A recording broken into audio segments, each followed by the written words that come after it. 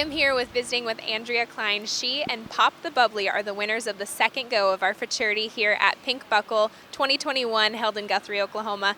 Andrea, incredible run, fastest time of the event so far. What can you tell me about this great horse?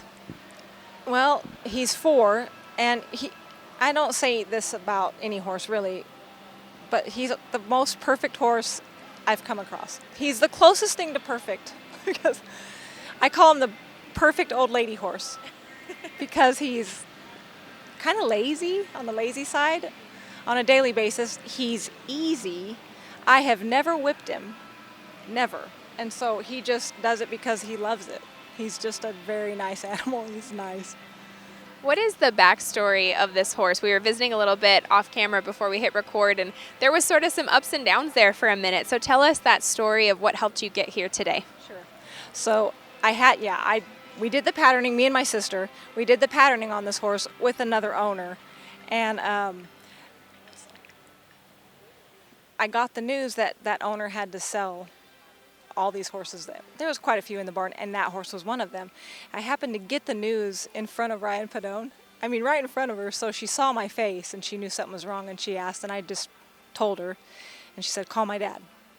So I did, and that's a hard phone call to make for me. I'm really not a solicitor, but that's a great family, and I know them well. So I called him, and I'm telling him about all the mares, because they're breeders. And he said, well, which one is your favorite? I'm like, well, it's a gelding. He's like, I don't care, that's the one I'll buy. I'm like, okay. And then he said, but I don't want to pay you a training bill. I'm like, okay. So he said, I will only do it if you're half owner with me. And we split everything. And I was like, oh, I was ecstatic. Absolutely. So that's the story. What a great story. And it's all so fun when it accumulates in moments like today. What were you feeling as you were riding back out of the arena, knowing you just made a smooth, beautiful run, and excited about the possibility of what that run could mean? Just happy. I mean, obviously, just happy and petting my horse. And, and I knew Sharon was, she had just run, and she made a great run. And, and I was happy for her. She's such a good person and a good competitor. And I had genuine happiness for everyone involved. Pop the Bubbly did just sell prior to this event, so the new owner, I was happy for the new owners, and it's just one of those things where everyone involved, it's great. It's just great. That's so wonderful. I would love to get to know you a little bit better. What is your backstory? How did you become a trainer, and how did you fall in love with barrel racing? Well, backstory is funny. So I moved out to Texas back in 1998 with no plans. I didn't have a life plan. I just was a dumb kid, really a dumb kid with no plan. But I wasn't married, no kids, so I just knew I had to be in Texas to be a better barrel racer, and that's what I did. I just packed up and moved. Dumb, but it worked out. Dumb, but it did work out. So I've been training for the public probably since 2008, and I didn't set out to. It just kind of trained one for a friend, and it just kind of snowballed into that. So just life choices and the journey, and I love barrel racing, and it just turned into my job and how I make my living, so it just worked out well.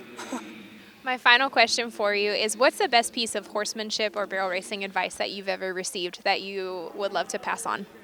Well, I am so thankful. My dad, when I was a kid in high school, he sent me to a dressage trainer, and I had to ride under that dressage trainer. At the time, I wasn't thrilled about it, but I'm so thankful that my dad did that. I learned so much horsemanship, I know how to place horses' feet, I know how to place a horse's body and get it to do what I need it to do based on that dressage. And I never competed dressage, I didn't love it, but I did learn how to move my horse's body, each part of it, from that dressage training. So thank you, Dad. Yeah. What a nice tribute, and that is so interesting when you hear the disciplines that people started in and then how they found their way to the barrel pen. So we are thrilled for you. Congratulations on a great run, and thank you for coming to Pink Buckle. Thank you. I love Pink Buckle. I've been here every year. And we're so happy you have. Thank you.